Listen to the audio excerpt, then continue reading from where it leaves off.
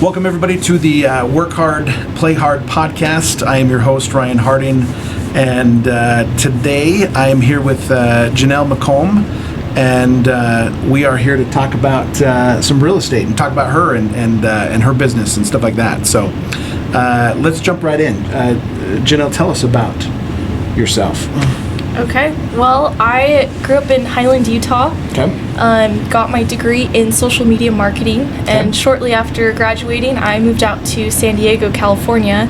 I became an assistant to a real estate agent and got my start in real estate there. Okay. I grew up, my dad's in real estate, so that's kind of where I've kind of decided to get into real estate, because he's a good coach and everything. Yeah. So yeah, you already got a foot in the door, right?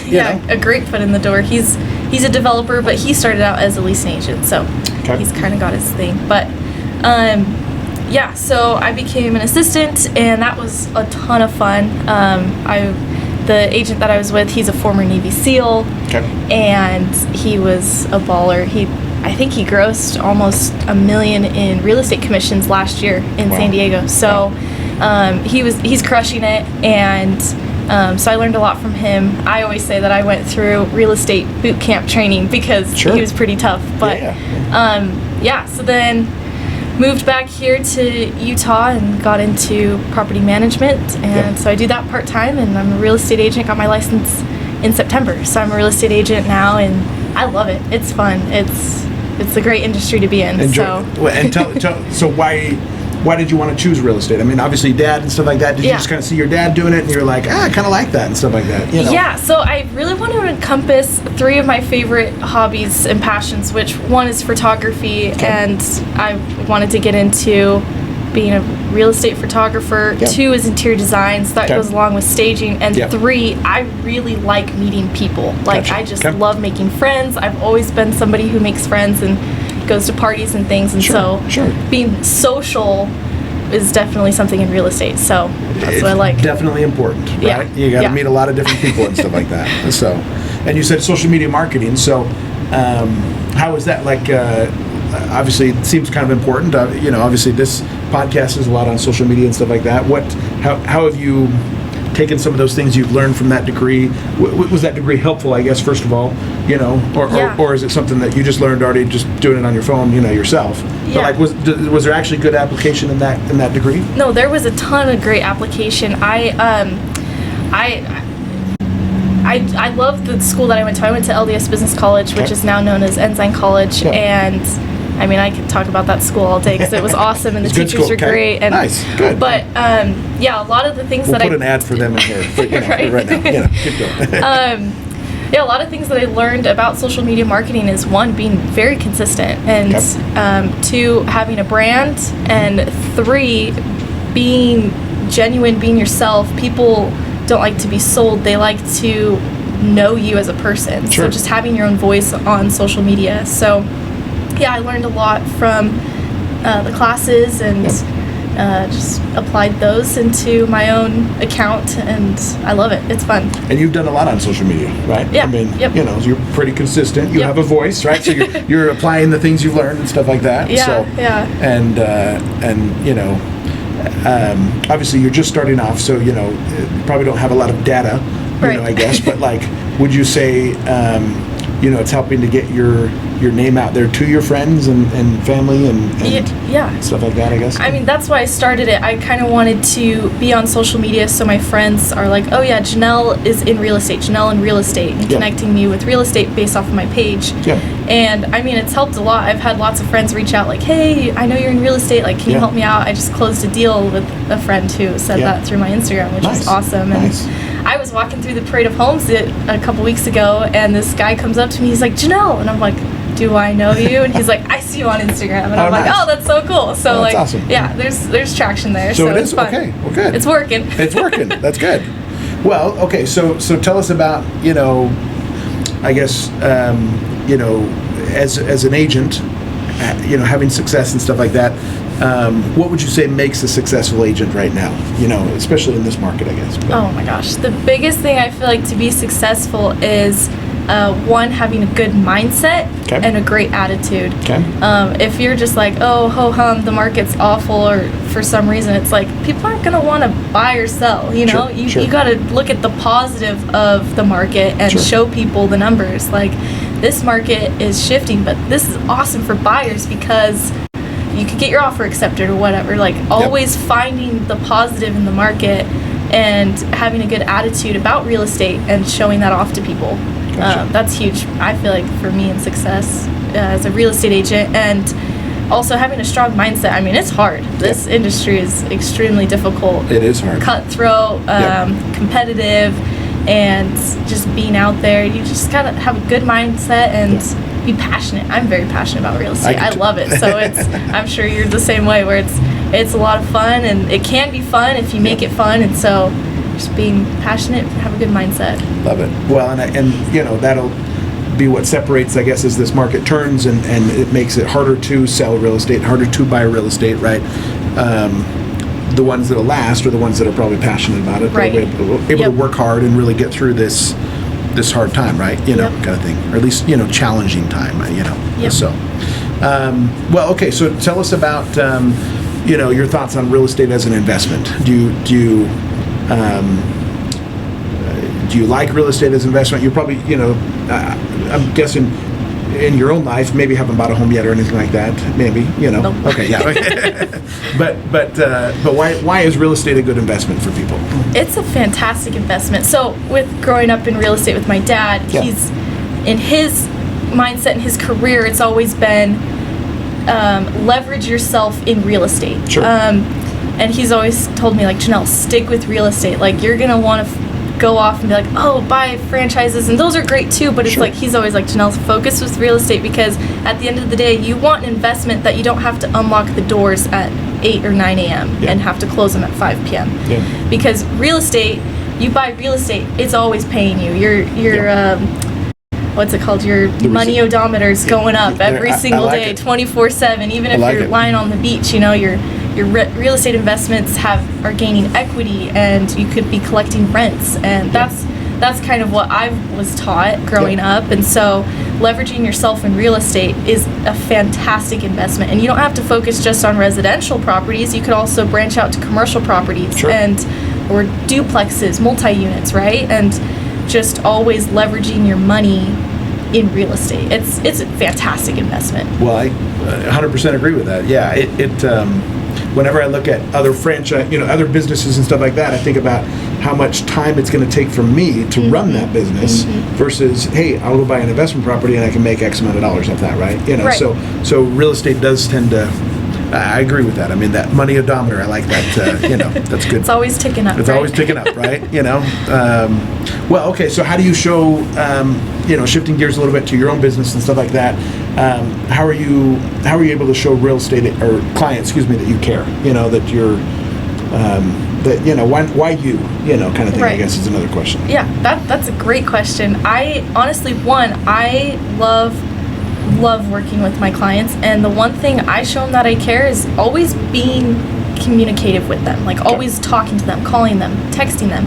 And I feel like if you go radio silent on your clients, they will feel like you don't care, even if you might care, but they just don't see that, right? Sure. So yeah, always keeping in contact with them is one of my biggest things with my clients. It's just seeing how they're doing, asking them questions. There's always a problem that they want solved, and I want to be there to help them solve that problem, right? So, yeah, that's my number one thing, is just communication. Okay, and kind of a follow-up to that, what's one of the hardest things about being an agent? One, I feel like rejection. That's huge. That happens a lot, and it's fine. It's like, okay, just let the water run off your back sort of thing. Like, just move on to somebody who isn't going to reject you in some way. That's the hardest thing. Rejection is hard, right? You know, hey, wait, no, I was good. I would have been a good realtor for you, right? So, what about you know, the market right now? We kind of talked in the beginning about how it's a little bit challenging right now. What are you finding? You know, what advice do you have for people with this market right now? Right. So it's shifting for sure. We're seeing more inventory going up. It's staying on the market. Yep. Days, I just looked at it.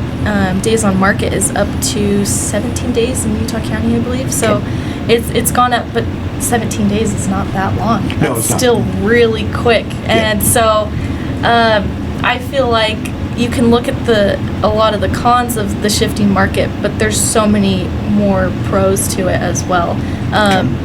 With interest rates going up, it's causing less buyers to be able to buy, but there are buyers that are still able to buy, and they can buy the house that they want, their dream home, because there won't be a billion offers on it, right? Yeah. And it's not going to be over asking price of X amount. You're generally going to be able to get what you want when you want it now. So you're saying it's a little bit easier for buyers maybe than it was, a couple months ago. Oh, totally. Yeah. Okay. Yeah. What about for listings then? So it's probably, I guess the reverse would be true. Maybe it's a little bit harder to sell a home then. Yeah, I mean, listings are different. It depends on which part of the market you're looking at. If you're looking at luxury, you're going to be sitting. I have a listing in Daybreak that is in over $1 million, and we've been sitting for 2 months. Gotcha. And that's just the way the market shifted, right? Back in May, we listed, and it felt like overnight the market was like it kind of was turned over. Yeah, you're right. But if you're looking at properties under 500, there's still multiple offers on them. Sure. So it depends on what part of the market you're looking at. And but yeah, there's a shift, and sellers are still able to sell though. You're looking at 17 days on market in Utah County. That's not too bad, No. So no, it's not. On average, right? Well, that's by any other standards, that would still be a pretty hot market. I guess, right. Yep. Oh, definitely. And Still a so, seller's market. Still a seller's market. So, but so anything you're having to do with those listings to maybe, that luxury home, anything you're doing to try to attract, offers or trying to get attention to it. I mean, a little bit more than I guess you had to do again a couple months ago and stuff. But one thing I would suggest to sellers and sellers agents is don't list high. Everyone has this dollar amount in their mind of, I can get the most amount for my house. Yeah. And it's like the market shifted, and you need to shift with the market, right? Sure. So you gotta list lower than you think. So always have your real estate agent, or as a real estate agent, always be doing comparables in the area and seeing, okay, what's selling quicker and what's sitting. What I've noticed is homes are selling fast because they're lower than what their expected price is, right? Sure. And so that's the one thing that I'm seeing is just list lower than your expectations. Okay, good advice. That's great advice. So, as far as buying homes and stuff like that, how important is having the right agent, lender pairing going? That is extremely important.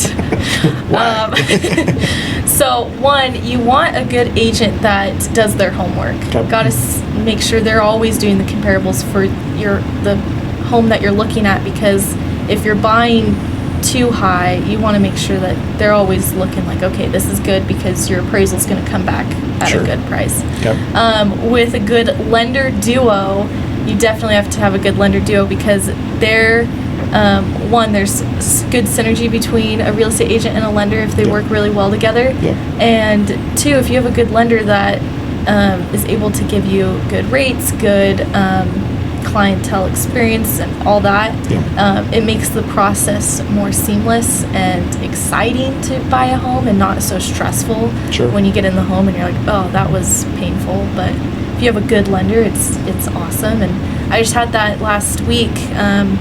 I had a client that was gonna go with Rocket Mortgage, and their rates were ridiculous. And I was like, hey, here's a couple lenders, like pick out of these ones. And he ended up finding a good rate with a lender that he was super excited about, because if he had gone with Rocket Mortgage, he wouldn't have bought a property. Gotcha. But because he went with the right lender, he was able to buy a property and get in and stop paying rent. So it's very important to have a good agent to be able to refer good lenders to, and the clients and everything. So love it.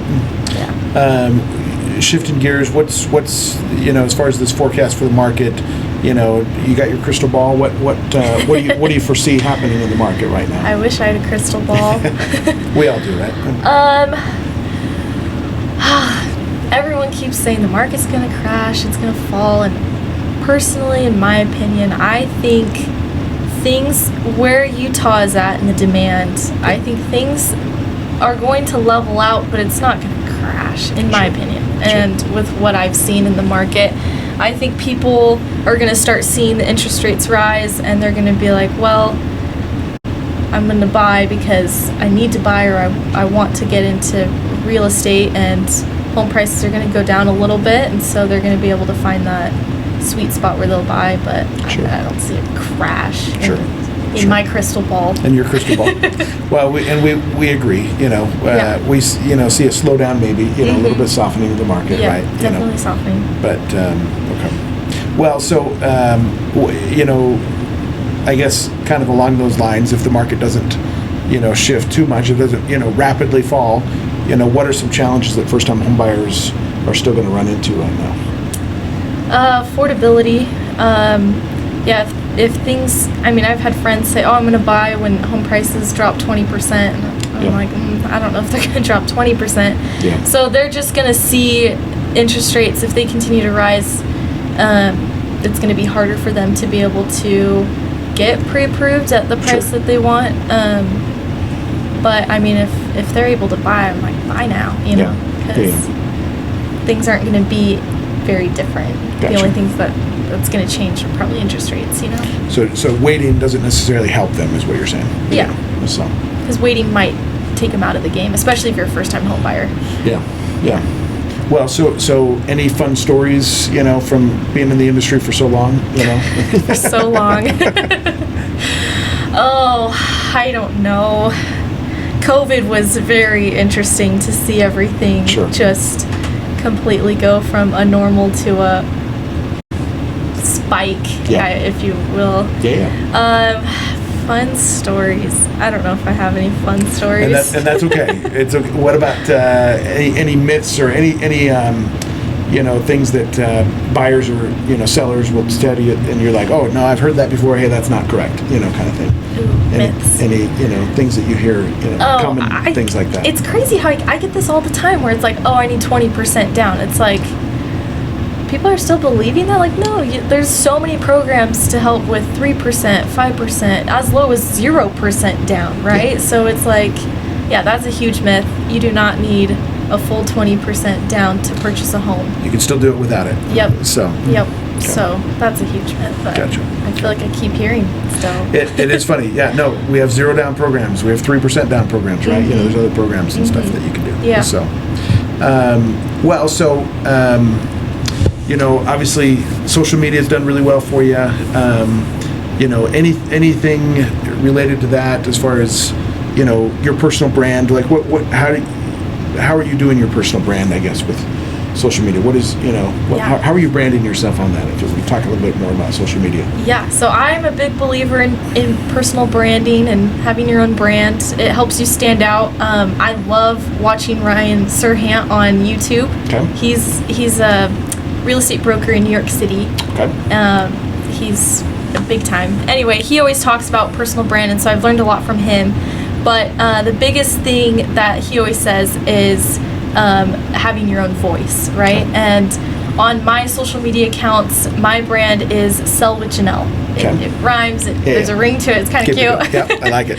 And so, I just am always on my social media, and I try to get on there more with my own voice and not just the reels with the audio, right? You got to get on there with your own voice and talk to your audience about who you are, your values, because people hold on to that. They love that, and they love it when you're real. And so that's what I do on my social media. Is I'm myself.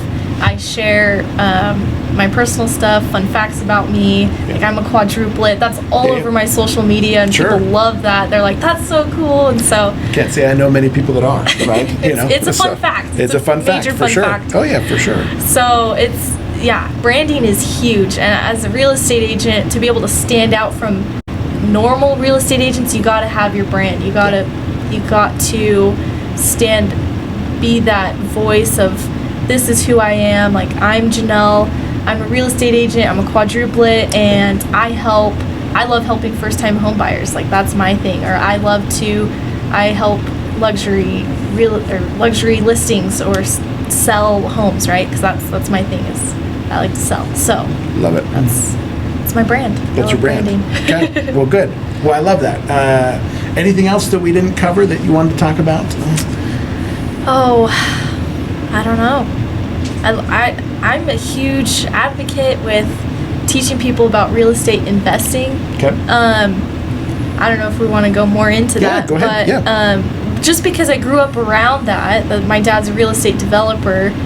He's always doing a new project. About every other year, he's built huge 40,000 square feet warehouse buildings, right? Sure, and so I've learned a lot about how to leverage money and be able to to grow your money in real estate wealth. So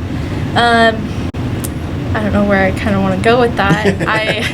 I work part-time as a property manager for him with his buildings here in Utah County. And they're all commercial, right? All commercial, yep. And there's over 100 tenants, all business owners. Yep. And which is really cool to be a part of. Like, I know the guys over at Crumble and all the good big businesses out there, which is kind of fun. Get free cookies, or no? Sometimes, Just nice. Go over there and just ask for them. They always give a box, but they're really cool. So it's really fun to be in that part of the industry because I'm working with business owners and being able to help solve their problems just within their own individual spaces that they're in.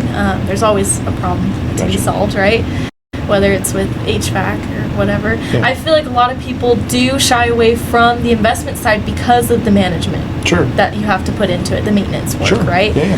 And my biggest thing is, don't be afraid to, one, pull up YouTube and look up how to fix things. Yeah. I feel like a lot of people always say, oh, I can't purchase a property because I don't know how to fix a toilet. I don't know how to fix a toilet, but I know who does. Yeah.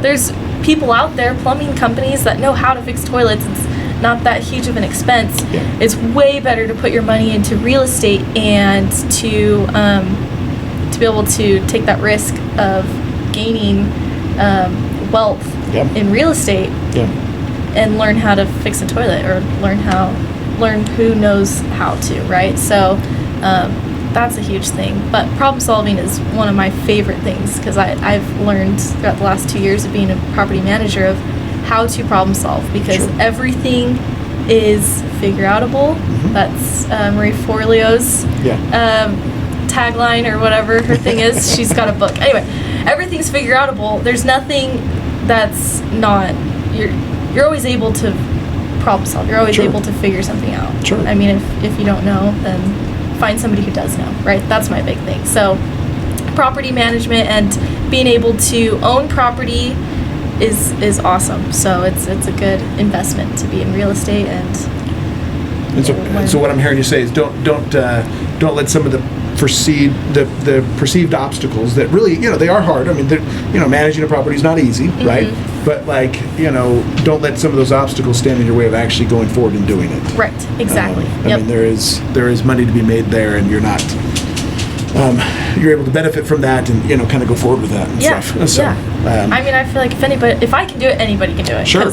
Yeah. I learned everything through, one, I would FaceTime my dad, like, I don't know how to fix this, and he'd walk me through it. Or two, you could look it up on YouTube. Everything's on YouTube, right? Everything's on YouTube. And frankly, so you're a property manager for your dad. Ultimately, there are property management companies for residential rental properties. Right. Yeah, you can hire somebody for sure. I don't want to do it. Hey, I'm going to hire somebody. I don't have the time. Yep. I think they range from 8 to 11% or so. It's pretty pricey. So I'm a lot cheaper. Sure. Okay. There you go. Well, working for your dad. Right. Right. So, well, good. No, I definitely believe in real estate as an investment, and I think, I think that's a good way to go. Yeah. So. Yeah. But don't be afraid to take the risk of owning real estate because of something small. Sure. That's kind of what I was saying there, which is good. Makes perfect sense. Yeah, perfect. Well, thanks, Jenelle. Thanks for being on with us, and I'm sure you have a bright future ahead. As you're starting into this career, right? Getting started, and and expect good things ahead here for you, right? So Thanks. Thanks everybody for listening. Rate us on wherever you listen to your podcasts, and subscribe to us, and we'd love to see you next week. Thanks.